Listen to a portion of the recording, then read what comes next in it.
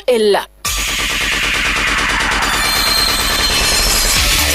Bonjour à tous. En une dizaine de minutes, l'essentiel de l'actualité du matin. Glory Ngangue, bonjour. Good morning, Jean-Jacques Foucault. Good morning, listeners. Our main points.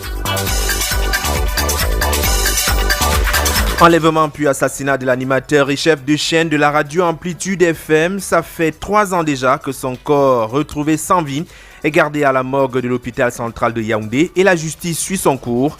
Devoir de mémoire dans le 8 heures. And in sports, Senegal has been crowned champions of the just-ended African Cup of Nations in Morocco. These following their 1-0 victory over host Morocco in the finals that held last night at the Prince Moulay Abdallah Stadium. Stay tuned for these stories and more coming up right ahead.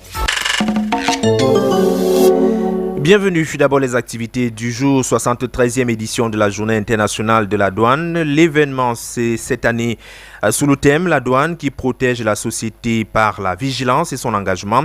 Le ministre des Finances préside la cérémonie de lancement des activités de cette célébration ce lundi à 10h à Bafoussam. Lancement des travaux de réhabilitation de la nationale numéro 3 Yaoundé-Douala. Le ministre des Travaux publics effectue une descente sur le terrain pour une visite de reconnaissance de l'itinéraire Yaoundé Pont Doupé et Pont Doupé Pont de la Dibamba. Autre visite, celle-ci d'évaluation et d'inspection des chantiers, projet Yaoundé Cœur de Ville par le ministre de l'Habitat et du Développement Urbain en après-midi. Également au menu, l'évaluation des travaux de réhabilitation des voiries structurantes. Hygiène et salubrité, plusieurs mairies de la ville de Yaoundé déploient sur le terrain des agents d'entretien de la voirie. L'opération qui dure déjà depuis quelques semaines est partie de l'appréciation notamment de plusieurs Yaoundéens qui s'expriment dans ce reportage de Florent Goyam, le chef d'ex-brigade des reportages Royal FM. L'initiative arrive à point nommé pour de nombreux citoyens résidant dans la ville du Yaoundé. Pour moi, les agents de la mairie font un bon travail parce qu'avant la ville était tellement sale. C'est très mauvais de voir une ville sale, en plus une ville Yaoundé. Et l'initiative de mettre la ville propre, c'est une très bonne chose. Avant, on trouvait les ordures partout en route et ce n'est plus le cas. Maintenant, ils ne se limitent plus au niveau de la route, ils entrent même déjà dans les quartiers. Pour moi, c'est bien. Toujours, selon nos Yaoundéens, la propreté de la voirie ne doit pas être la seule affaire des municipalités.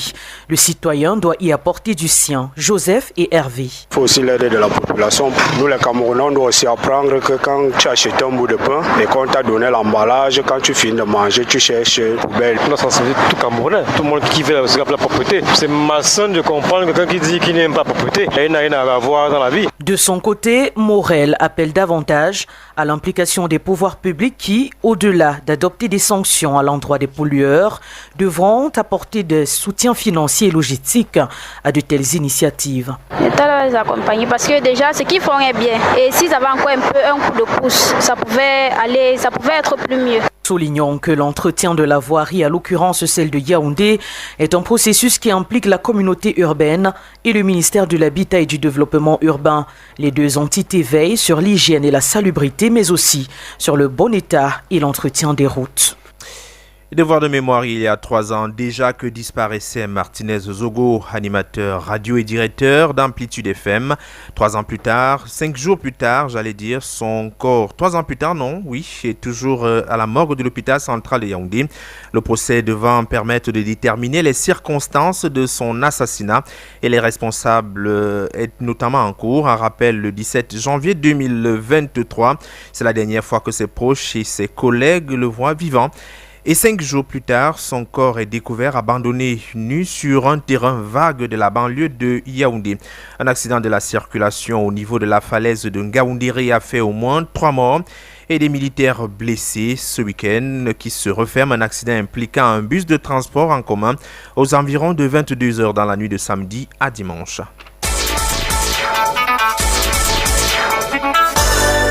La page internationale. Direction Espagne, plusieurs personnes ont été tuées et d'autres blessées hier dimanche à la suite d'un accident ferroviaire impliquant 2 trains. Au moins 21 personnes d'après le porte-parole de la gardienne civile. En effet, un train a déraillé et ensuite entré en collision avec un autre convoi. Les lignes de train à grande vitesse sont donc suspendues au moins jusqu'à ce lundi.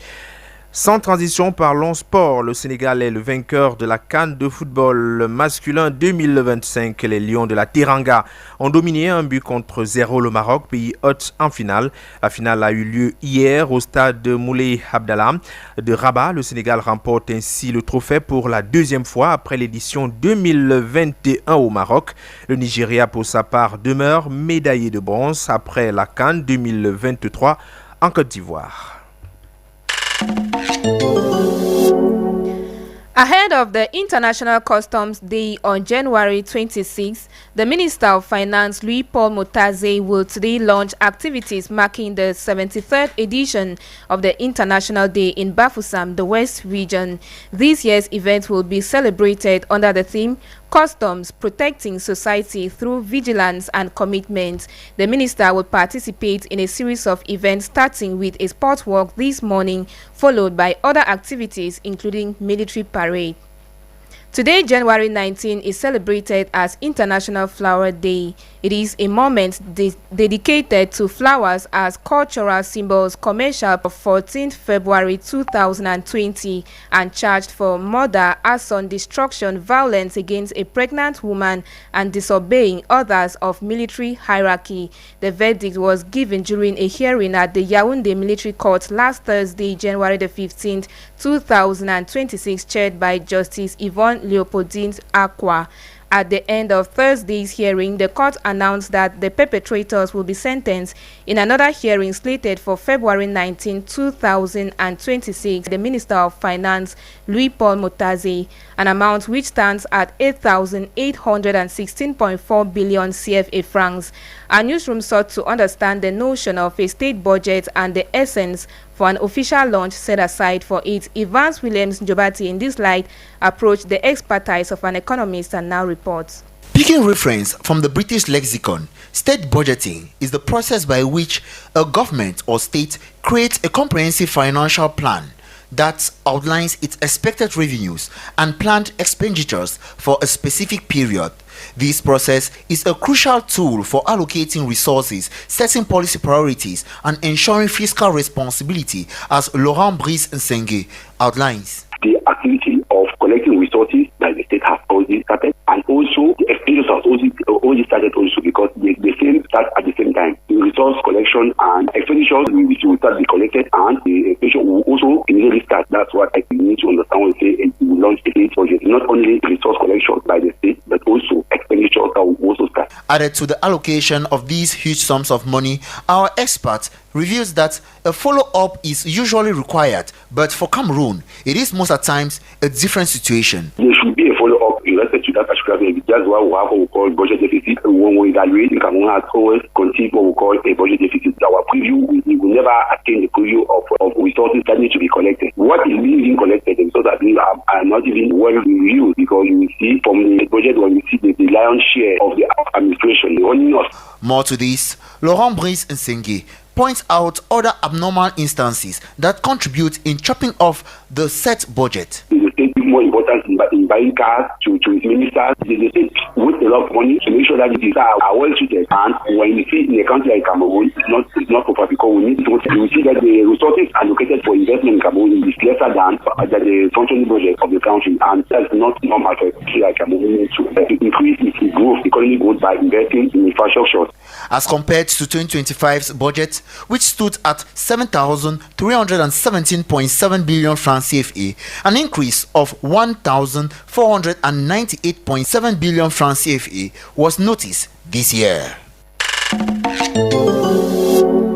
Out of Cameroon in Spain, a train collision has led to the death of 21 people and at least 71 others injured.